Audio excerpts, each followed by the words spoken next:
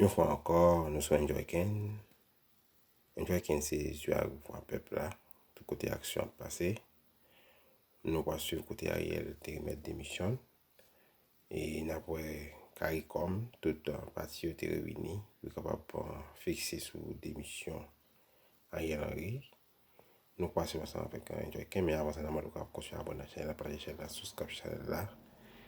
Les nous abonner, les nous share. Et puis ça, c'est Enjoy Ken qui est capable d'avancer, qui a fait, qui a monté plus haut toujours. Et nous allons suivre ensemble avec nous, démission Ariel Henry, avec nous, France 24. C'est une annonce de crise d'un Premier ministre haïtien qui n'a pas pu rentrer dans son pays en crise. Ariel Henry confirme l'information de sa démission dans un court message. Le gouvernement que je dirige s'effacera immédiatement après l'établissement de ce conseil. Un conseil présidentiel de transition mis sur pied par le Conseil des ministres, dit-il, alors que quelques heures plus tôt en Jamaïque, où les pays des Caraïbes se sont réunis en urgence, en présence du secrétaire d'État américain, le président du Guyana et chef de la CARICOM a annoncé un accord de gouvernance transitoire ouvrant la voie à une transition pacifique du pouvoir avec un plan d'action à court terme en matière de sécurité et des élections libres.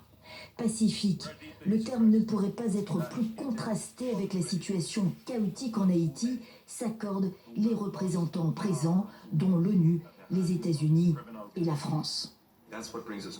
Une crise politique, la violence qui ne fait que s'accroître. La situation est intenable pour les Haïtiens. Et nous savons qu'une action urgente et nécessaire politiquement et d'un point de vue sécuritaire pour aider à améliorer la situation dans une meilleure direction. Ariel Henry, qui se trouve à Porto Rico, est bienvenu pour rester aux États-Unis, fait savoir Washington. Ainsi semble prendre fin l'ère Henry, médecin réputé mais responsable politique contesté, qui s'était emparé du pouvoir après l'assassinat en 2021 du président Jovenel Moïse, qu'il avait nommé Premier ministre 2 jours avant sa mort. Rétablir la sécurité et la paix en Haïti est une autre histoire. Le pays n'a plus de président ni de parlement. Aucune élection n'a eu lieu depuis 2016. Haïti, plongé dans l'instabilité chronique depuis plus de 40 ans.